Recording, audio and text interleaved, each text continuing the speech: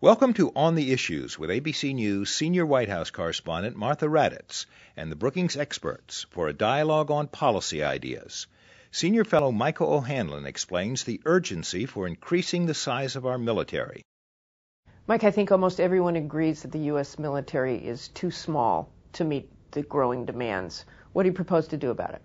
Well, we propose to make it bigger, but in a way that is fast and serious. In other words, we have already a law in the books now that says let's make the Army bigger by a few thousand people a year. Well, big deal. A few thousand people a year. It's going to take several years to get even 20, 30,000 people in the pipeline. Then they have to be trained. This is not a meaningful dent in the problem. Fred Kagan and I say, regardless of what the end point is, because we have some disagreement about that amongst ourselves, let's get going fast. Let's start adding 25,000 or more troops to the military every year, which raises the question, how do you do it? But we think you have to focus on that objective right away. Okay, we'll go to that question, how do you do it? Because we're having recruiting, retention problems already, so how do you suddenly enlarge this pool?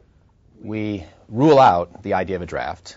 Now, some kind of obligatory national service with the military as one option is perhaps worth a discussion, but that's not our preferred approach. What we say is you're going to have to find some new pool of people who want to join, and you may have to look overseas for some of these people. It raises the specter of a mercenary corps or a French Foreign Legion concept some people don't like, but what we're saying is a path to citizenship for would-be immigrants through the military is not a bad way to add 20 or 25,000 people per year. You still have the overwhelming majority of your recruits from the United States.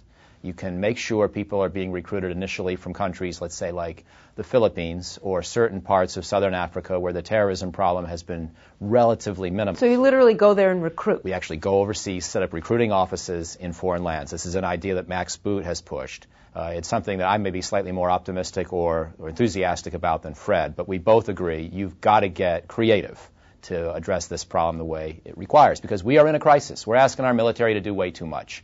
And you can't just recruit 18-year-olds from American cities and solve the problem. The military can't find the people here. And what about money? How much does this cost? What are the political realities of this?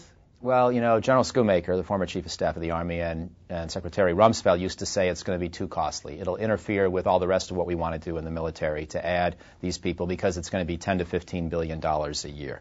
Fred and I say $10 to $15 billion a year on top of the $200 billion we're already spending on the wars is not a big additional investment. If you think of it as an insurance policy, it's an insurance policy against breaking the military. The all-volunteer force is such a key asset of our overall foreign policy, and we are putting it at risk by asking way too much of the soldiers and Marines who are on their second, third, fourth, and fifth deployments.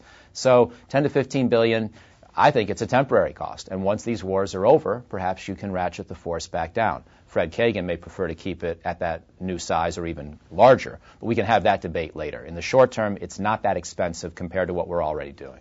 One of the things you mentioned is no draft. You don't want to draft, but it's one of those questions that people always ask. Why no draft?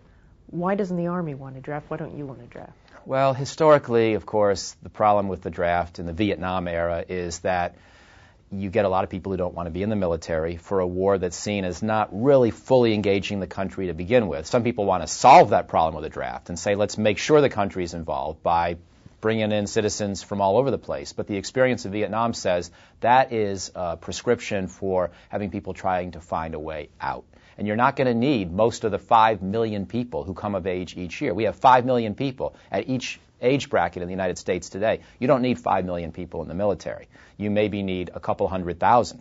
And so you're going to have a process whereby you have the unfairness. Even if you don't have the lottery system of Vietnam, you're going to have to find some way to choose less than 10% of the age cohort and put them in the military. That invites all the gamesmanship that led to the lack of morale in the military, the lack of morale at home during Vietnam. We want professionals in the military who want to be there. And that's the overwhelming lesson, I think, from the Vietnam era. The World War II generation distinguished itself even with a draft, and we all admire their service. But that was a kind of calling that most people don't feel currently, and that really, I think, is unrealistic to expect. So the draft is a last-ditch recourse, but we're not there yet. And you talk about when these conflicts are over, when Iraq is over, the global war on terrorism will certainly continue for a long time. But when you look at adding these forces, how do you add them and prepare for the variety of contingencies that we may face? Well, I think we're doing a pretty good job of preparing right now. Now, some people would say we're not preparing for the traditional missions anymore. We're not driving tanks out in California simulating real traditional combat. We're just doing counterinsurgency training.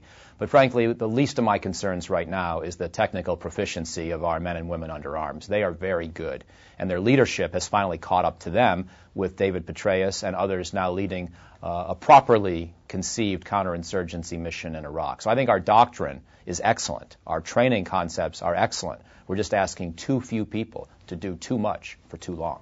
And the budget, again, when you look at trying to get this money, where do you look at cutting, or where do you look at waste, or when you look at the Pentagon budget overall? In short, I don't think we should fund this by finding waste. In other words, I don't think we should wait to find the waste to fund this idea. This is overdue.